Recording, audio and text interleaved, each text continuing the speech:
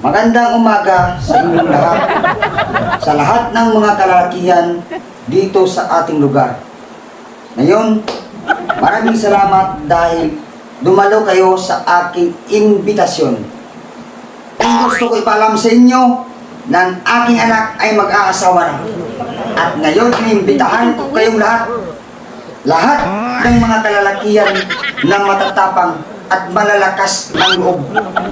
Inimbitahan ko kayo sa isang pagsubok para malaman ko kung desidido kayo o seryoso sa aking anak. Para mapatunayan ko at ng aking anak kung tunay kang isang mandirigma. Gusto ko tawirin nyo ang ilog na ito na puno ng buaya. Ang oras na matuwid nyo ito at kakaligtas kayo sa unang pagsubok. Pumunta kayo sa harapan ko at sabihin, ligtas kayo upang ibigay ko ang gusto nyong kahilingan.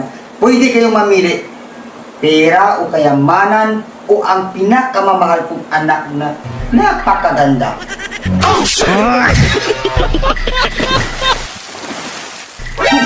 Sino yun? Magaling. Kang tunay na lalaki, napakalakas ng iyong loob. Ngayon sabihin mo sa akin kung ano ang gusto mo. Kayamanan o ang kaisa-isahan kong anak, kamahal ko at napakaganda. Sabihin mo at nandito na. Huwag kang mahiya sa akin, iyo. Wala akong pakialam dyan.